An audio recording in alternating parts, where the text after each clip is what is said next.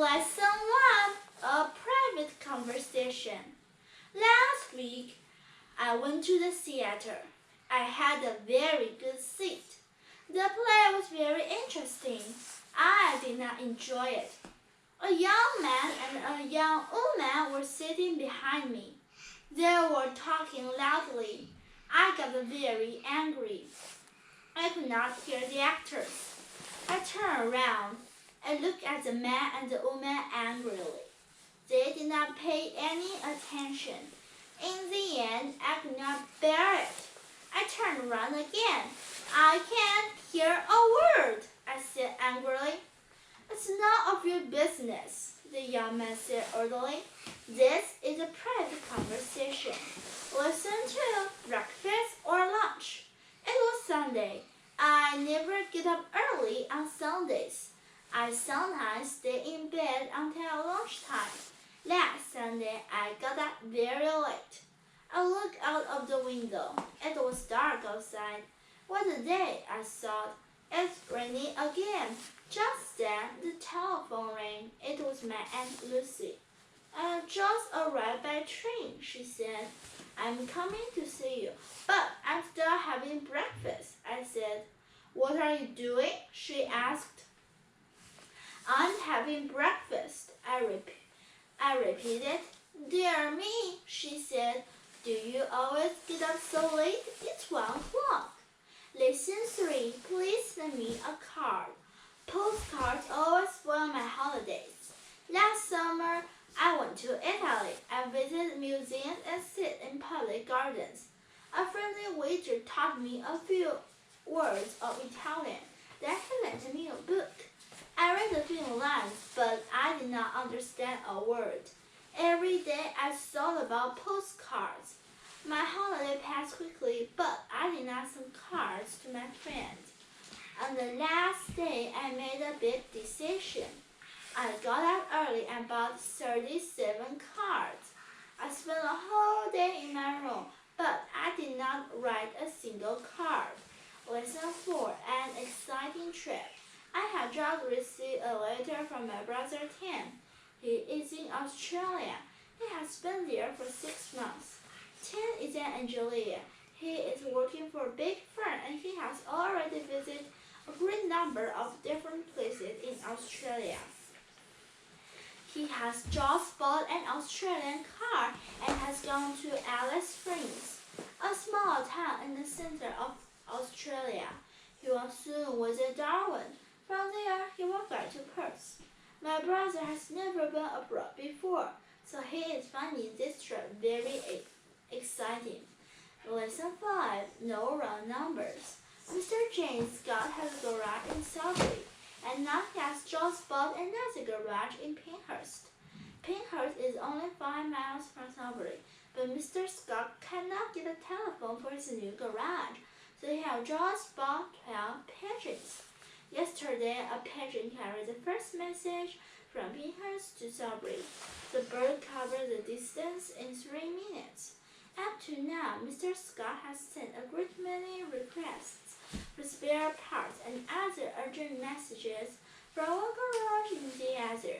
In this way, he has begun his own private telephone service. Lesson 6, Percy Buttons. I have just moved to a house in Bridge Street. Yesterday, a beggar knocked at my door. He asked me for a meal and a glass of beer. In return for this, the beggar stood on his head and sang songs. I gave him a meal. He ate the food and drank the beer. Then he put a piece of cheese in his pocket and went away. Later, a neighbor told me about him. Everybody knows him. His name is Percy Buttons. He calls at every house in the street once a month and always asks for a meal and a glass of beer. Lesson 7, too late. The plane was late and detectives were waiting at the airport all morning. They were expecting a valuable parcel of diamonds from South Africa. A few hours earlier, someone had told the police that thieves were trying to steal the diamonds. When the plane arrived, some of the detectives were keeping guard at the door, while 2 others opened the parcel. was playing around. Some of the detectives were waiting inside the main buildings, while others were waiting on the airfield. Two men took the parcel of the plane and carried it into the customs house, while two detectives were keeping guard at the door. Two others opened the parcel. To their surprise, the precious parcel was full of stone and sand.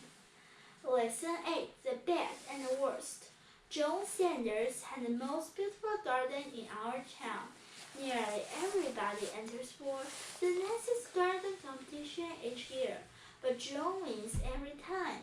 Bill Friend's garden is larger than John's.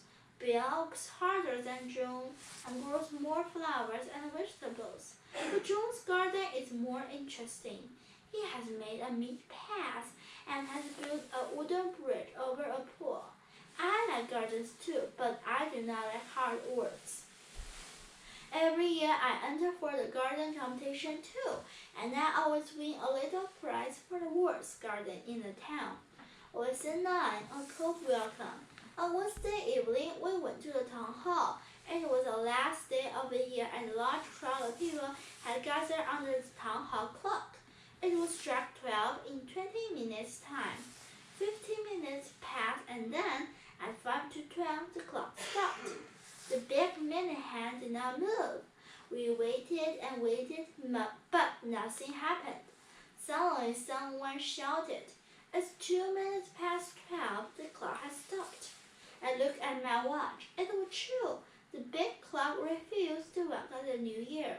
At that moment, everyone began to laugh and sing. Lesson 10. Not for jazz. We had an old musical instrument. It is called a clavichord. It was made in Germany in 1681. Our clavichord is kept in the living room. It had belonged to our family for a long time. The instrument was bought by my grandfather many years ago, but recently it was damaged by a visitor. She tried to play jazz on it. She struck the keys too hard and 2 of the strings were broken. My brother was shocked. Now we are not allowed to touch it. It is being repaired by a friend of my father's. Lesson 11. One good turn deserves another. I was having dinner at the restaurant when Tony Steele came in. Tony works in a lawyer's office years ago, but he is now working at a bank. He gets a good salary, but he always borrows money from his friends and never pays it back. Tony saw me and came and sat at the same table. He has never borrowed any money from me. While he was eating, I asked him to lend me 20 pounds. To my surprise, he gave me the money immediately. I have never borrowed any money from you, Tony said, so now you can pay for my dinner. Lesson 12. Goodbye and good luck. Our neighbor, Captain Charles Allison, will set out from Portsmouth tomorrow. We'll meet him at the harbor early in the morning. He will be in his small boat, Topsail. Topsail is a famous little boat. It has sailed across the Atlantic for many times. Captain Allison will set out at 8 o'clock, so we have plenty of time. We'll see his boat, and then we'll say goodbye to him. He will be away for 2 months. We are very proud of him. He will take part in an important race across the Atlantic. Lesson 13. The Greenwood Boys. The Greenwood Boys are a group of pop singers. At present, they are visiting all parts of the country. They will be arriving here tomorrow. They will be coming by train, and most of the young people in town will meet them at the station. Tomorrow evening, they will be singing at the Workers' Club. The Greenwood Boys will be staying for 5 days, and during this time, they will give 5 performances. As usual, the police will have difficult time. They will be trying to keep order. It is always seen on these occasions. Lesson 14. Do you speak English? I had an amusing experience last year. After I had left a small village in the south of France, I drove on to the next town. On the way, a young man waved to me. I stopped and he asked me for a lift. As soon as he had had got into the car, I said good morning to him in French, and he replied in the same language. Apart from few words, I do not know any French at all. Neither of us spoke during the journey. I had nearly reached the town where the young man suddenly said, very slowly, "Do you speak English?" As I soon learned, he was English himself. Lesson 15. Good news. The secretary told me that Mr. Harmsworth would see me. I felt very nervous when I entered his office. He did not even look up from his desk when I entered. After I had sat down, he said that the business was very bad. He told me that the firm could not afford to pay such large salaries. 20 people had already left. I knew that my turn had come. "Mr. Harmsworth," I said in a weak voice, "don't interrupt me," he said. Then he said with a smile and told me that I would receive an extra £1,000 a year. Lesson 16. A polite request. If you park your car in the wrong place, a traffic policeman will soon find it.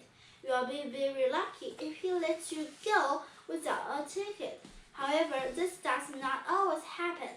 Traffic police are sometimes very polite.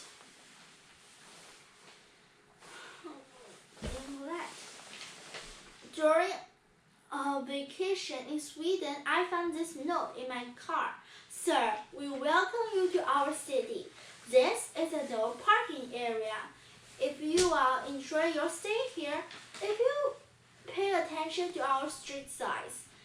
This note is only a reminder. If you receive a request like this, you cannot fail to obey it. 17. Always young. My Aunt Jennifer is an actress. She must be at least 35 years old. In spite of this, she often appears on the stage as young girls. Jennifer will take part in a new play soon. In the play, she will be a girl of 17. She must appear in a bright red dress and long black stockings. Last year, in another play, she had to wear short socks and bright orange colorful dress. If you ever ask her how old she is, she always answers, "Darling, it must be terrible to be grown up."